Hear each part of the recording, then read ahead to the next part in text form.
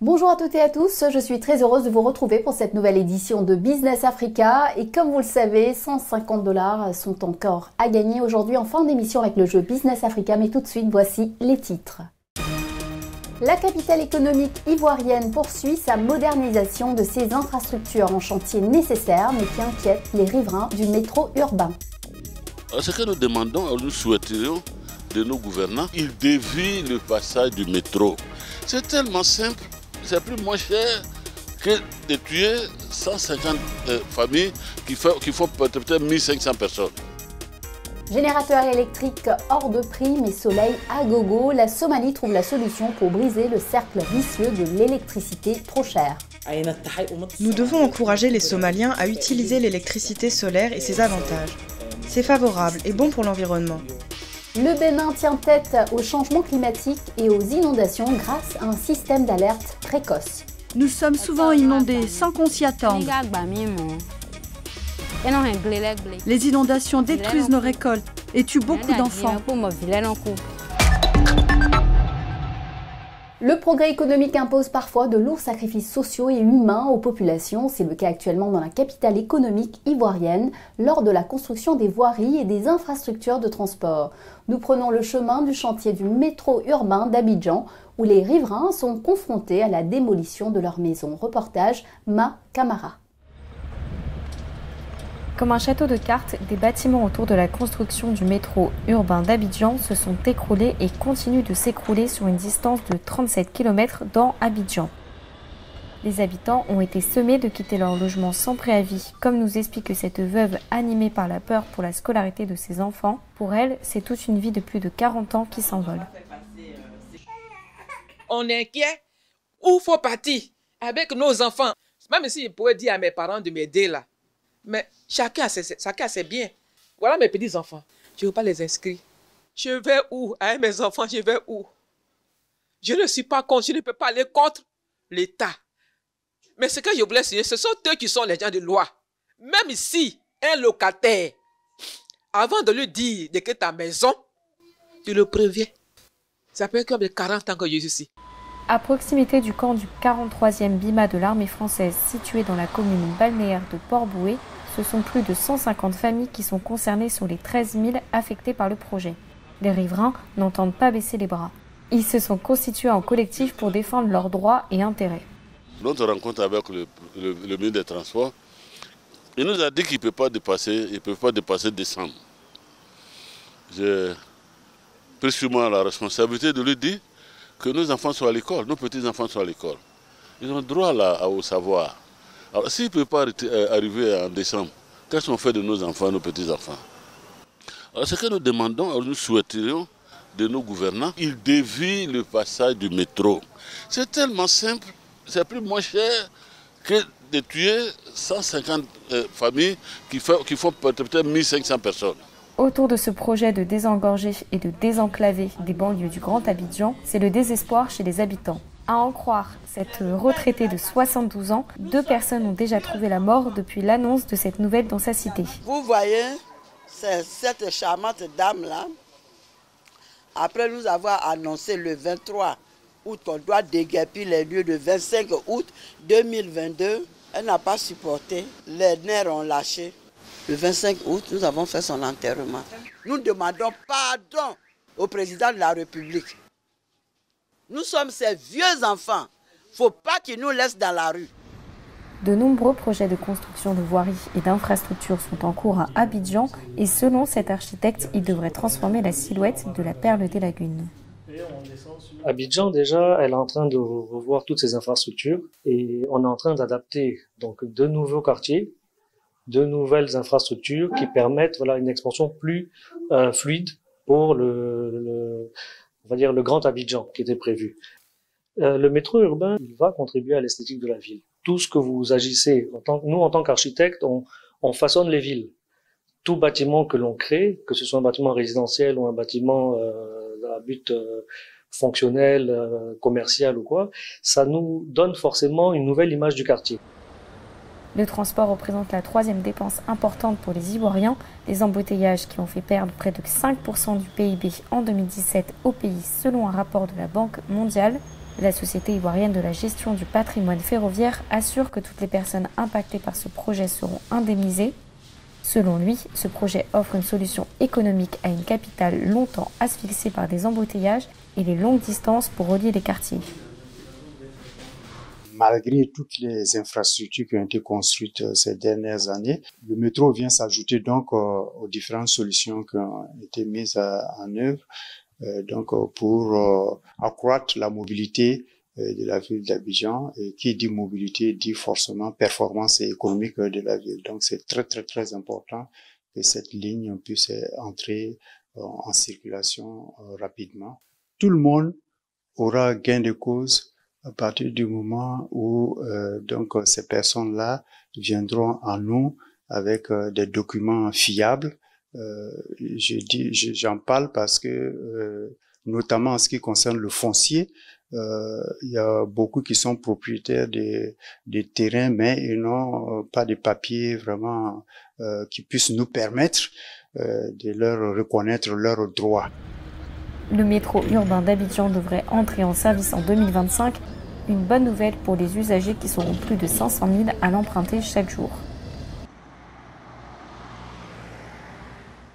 Cap sur la COP27, le grand événement annuel des Nations Unies consacré à la lutte contre le changement climatique, ouvre ses portes dimanche en Égypte pour 2 semaines. C'est la première fois qu'il se tient en Afrique et j'aurai le plaisir de vous donner un aperçu depuis Sharm el-Sheikh avec l'équipe de Business Africa.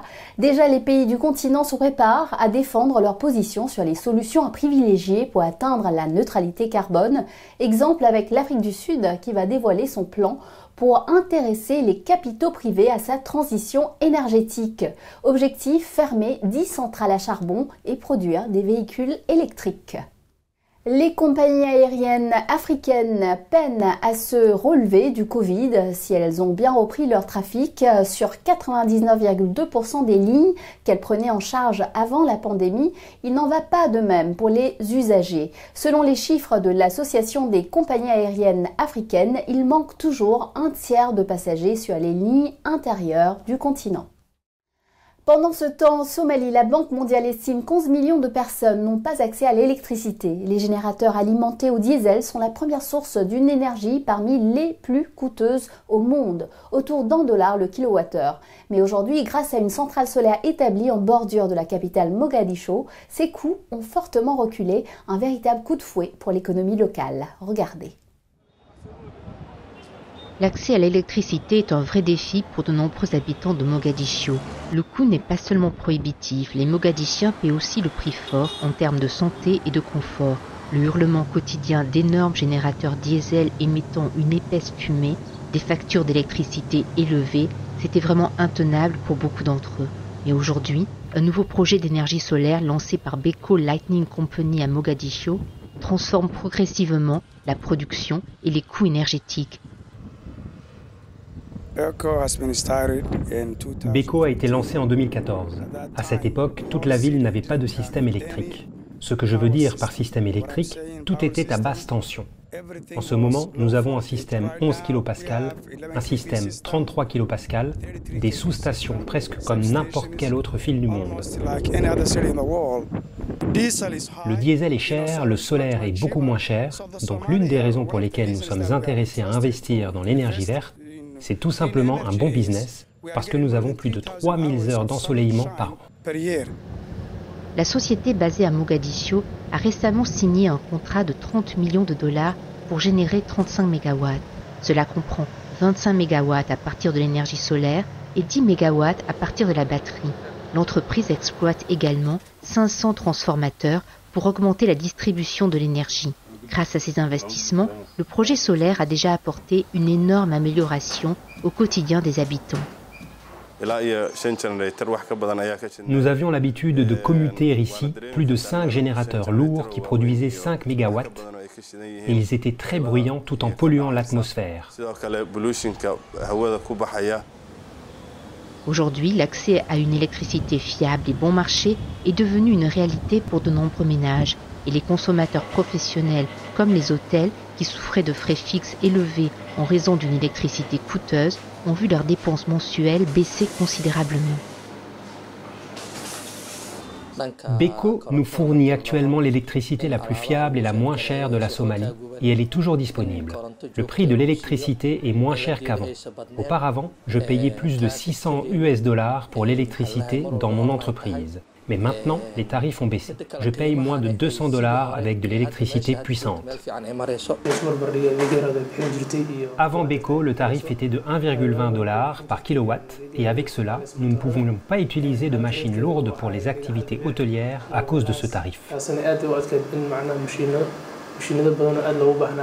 Après avoir installé le système solaire, nous avons la possibilité d'obtenir une électricité fiable et puissante avec un tarif de 0,20$ par kilowatt. Maintenant, nous utilisons toutes les machines pour faire fonctionner nos services hôteliers. Vous savez que le plus grand défi en Somalie en matière d'énergie verte, je peux dire, c'est la finance. Le plus gros problème auquel nous sommes confrontés est le financement international par les financements locaux, comme nous utilisons la Salam Somali Bank ici en Somalie. Mais si nous essayons de traiter avec les entreprises internationales et des banques internationales, nous rencontrons beaucoup de problèmes parce que vous savez, dès qu'ils entendent la Somalie, c'est un non catégorique. Ils ne viennent pas ici et c'est le plus gros défi. La banque Salam Somalie est la première banque islamique établie dans le pays pendant la période la plus chaotique de l'histoire récente de la Somalie.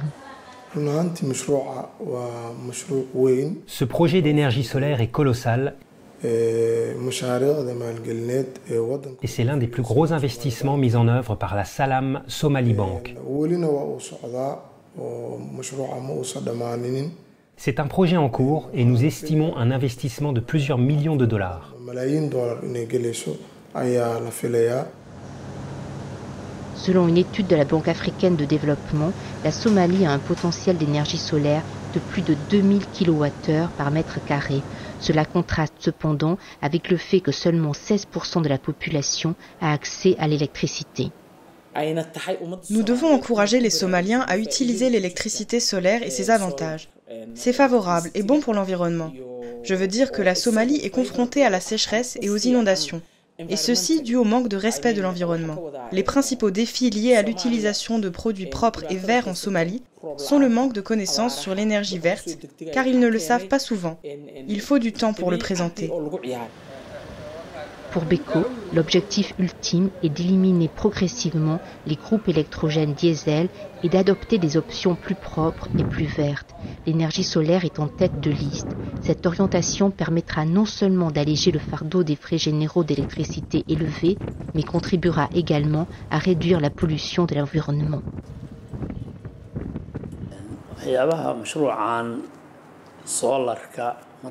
Lorsque nous aurons terminé ce projet solaire, nous réduirons la dépendance aux générateurs diesel et nos clients profiteront d'un prix très bas pour notre électricité.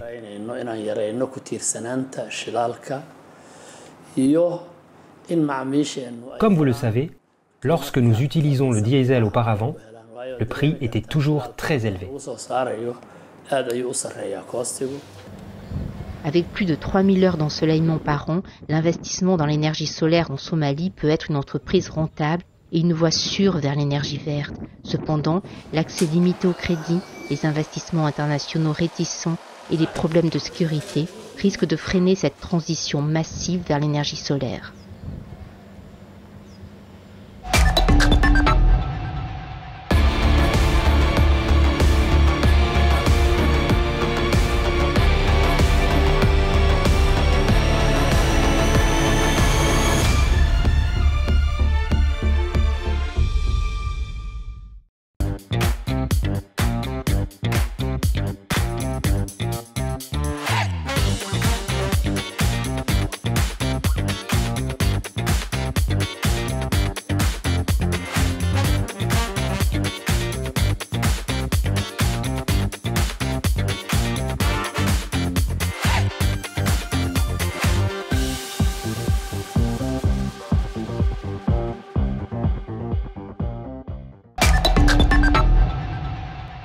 Bienvenue dans la deuxième partie de notre émission.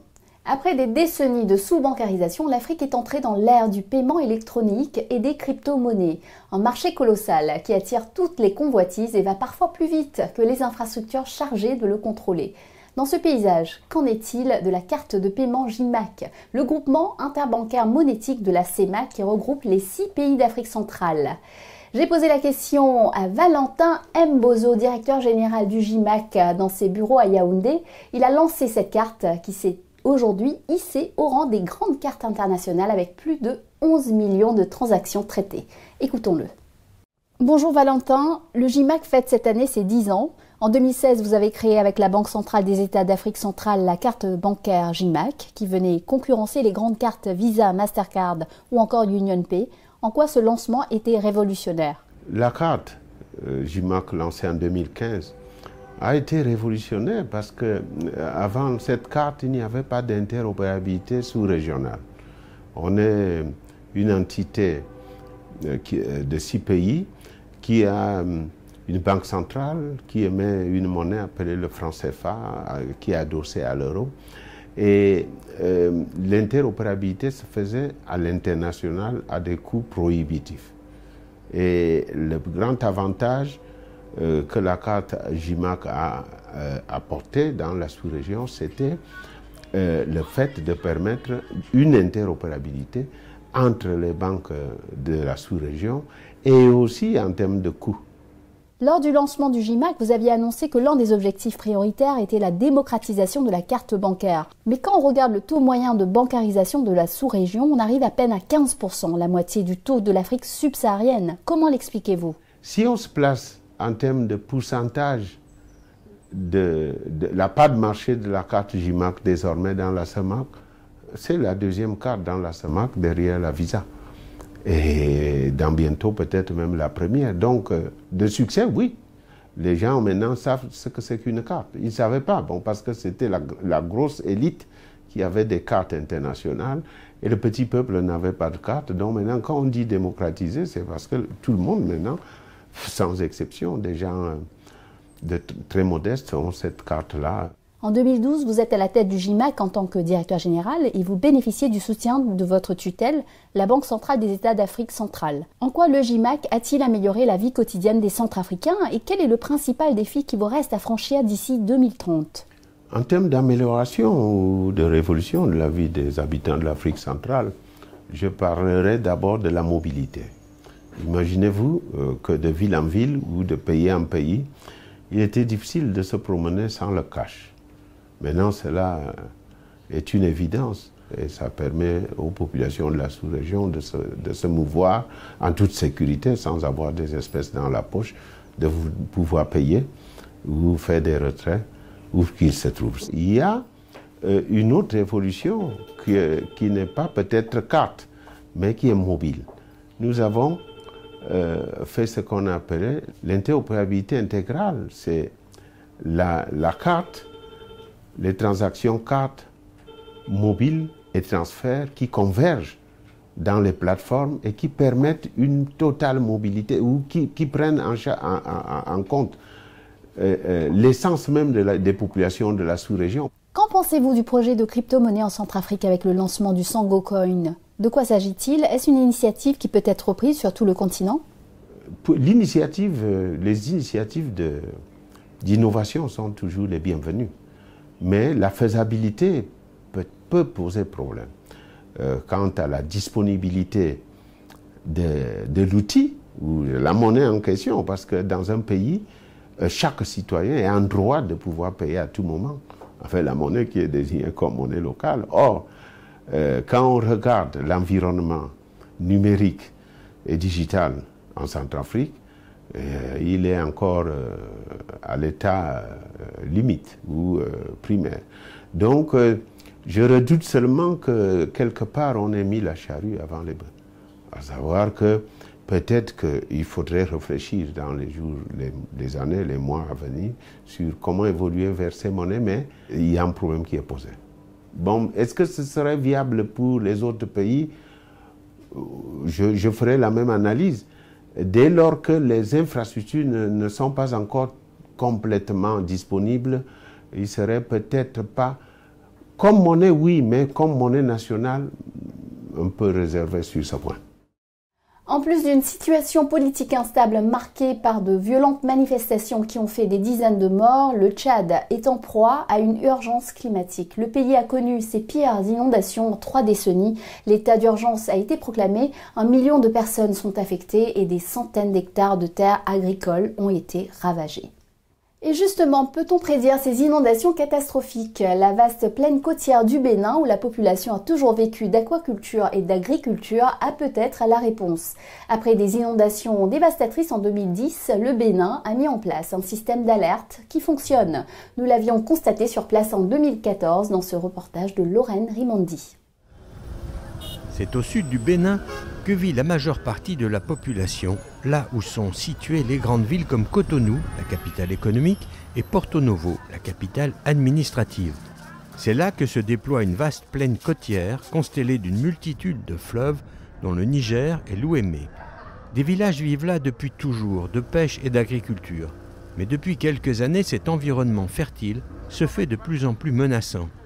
Tout le monde garde en tête les terribles inondations de 2010 qui avaient fait 46 morts et 680 000 sinistrés. Victime du changement climatique, le Bénin se voit confronté à des intempéries dévastatrices causées par les fortes pluies et des crues de plus en plus fréquentes, comme dans ce village d'Agégué, dans la basse vallée de l'Ouémé. Nous sommes souvent inondés sans qu'on s'y attende. Les inondations détruisent nos récoltes et tuent beaucoup d'enfants. L'école, la salle communale et les habitations ont été inondées plusieurs fois. Là, le risque pour ces populations est qu'en période de crue, l'eau monte dans les chambres, dans les maisons, tout ça là, et il faut forcément évacuer les populations pour éviter les grandes catastrophes. Face à de telles menaces, le chef de l'État a décidé de réagir pour prévenir ces crises et permettre une meilleure gestion des risques. Avec le projet SAP, Système d'alerte précoce, inspiré de ce qui a déjà été fait au Kenya et de l'expérience des Pays-Bas, le SAP permettra d'anticiper les risques d'inondation, mais aussi les périodes de sécheresse ou les tempêtes, grâce à un dispositif qui comporte des alertes graduelles, passant du vert pour une situation normale au rouge pour un danger imminent. C'est le cas aujourd'hui avec le début de la petite saison des pluies. Les scientifiques sont en ébullition car la situation est potentiellement dangereuse pour les riverains des 12 communes. 3 jours plus tôt, les observateurs qui relèvent matin et soir le niveau de l'eau sur des piquets gradués ont observé une élévation anormale du fleuve. Des données qui sont envoyées à la cellule d'alerte chargée de faire les prévisions en temps réel. Le graphe que vous voyez là met en relief au fait la prévision des inondations au niveau du fleuve Bonou.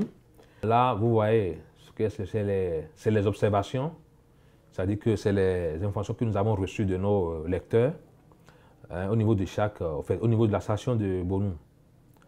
Et là, en rouge, c'est la prévision que nous avons faite. Donc la prévision elle est faite sur 3 jours et c'est ce que vous voyez là. Quand l'alerte est donnée, les maires doivent faire évacuer les berges et mettre les habitants à l'abri. Cette alerte rouge montre que le niveau de l'eau a monté jusqu'à ce que l'eau sorte de son lit pour commencer progressivement à rentrer dans les maisons. Et il faut que nous avertissons l'ANPC, l'Agence nationale de la protection civile, en tant que gestionnaire des catastrophes au Bénin, puisqu'ils ont un plan de contingence. Et ce sont eux qui prennent les dispositions. Ils savent ce qu'il faut faire sur le terrain. Les effets du changement climatique représentent un risque vital pour les riverains.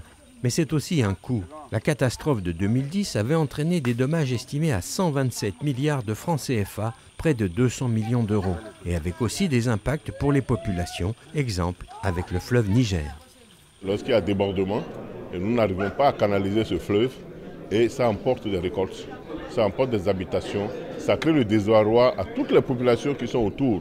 Or, en ce moment où nous parlons de l'emploi des jeunes, nous avons fait beaucoup de dépenses pour aménager les vallées et ils se cultivent plein de cultures vivrières.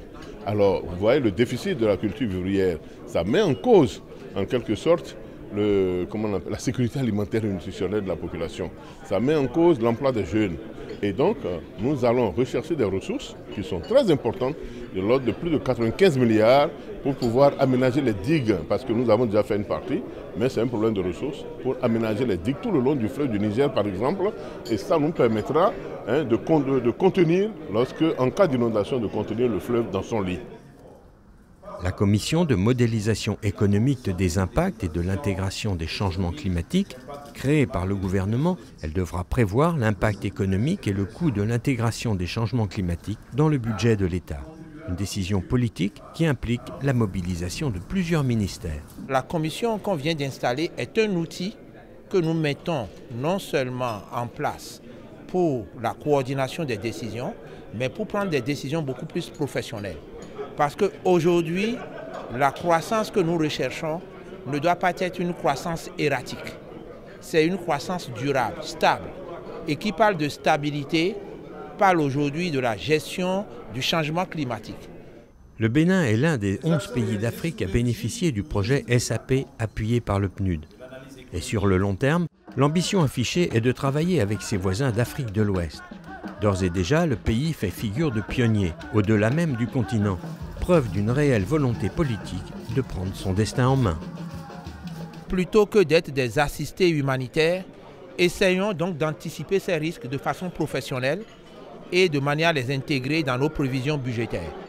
Voilà, c'est le moment de récompenser les fidèles de Business Africa, vous de répondre aux questions qui suivent. Si vous êtes tiré au sort parmi celles et ceux qui auront donné les bonnes réponses, vous gagnerez 150 $. Il s'agit du jeu numéro 588. Tous à vos crayons, écoutez bien les 2 questions qui suivent et bonne chance à vous. Première question. Combien de personnes sont affectées par le chantier du métro urbain d'Abidjan? 11 000, 13 000 ou 15 000? Deuxième question. Quand a été lancé le projet d'énergie solaire Beko à Mogadiscio? En 2009, en 2011 ou en 2014? Vous connaissez les réponses, vous pouvez participer dès maintenant en allant sur notre page replay, répondez aux questions, remplissez bien votre formulaire et bonne chance à vous. Surtout n'oubliez pas d'indiquer vos coordonnées, nos adresses téléphone, mail et les réponses. Bien sûr, le gagnant recevra 150 $. Rendez-vous sur notre site africaonair.com à la page replay pour les modalités. Félicitations, vous avez donné les bonnes réponses de notre émission numéro 587. Le nom de notre gagnant s'affiche à l'écran, petit rappel.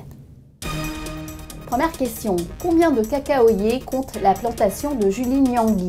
Réponse 1000. Deuxième question. Qu'est-ce que le makwala? Réponse du hareng fumé. Voilà, Business Africa, c'est fini pour aujourd'hui. Je vous retrouve la semaine prochaine, même chaîne, même heure, pour Initiative Africa. Je recevrai Annie Kangang, l'illustratrice, co-autrice de la bande dessinée reportage La Lucha. En attendant, vous pouvez revoir cette émission sur notre site internet africaonair.com ainsi que sur tous nos réseaux sociaux. N'hésitez pas à liker, partager, commenter en utilisant le hashtag Business Africa. Prenez soin de vous, la semaine prochaine.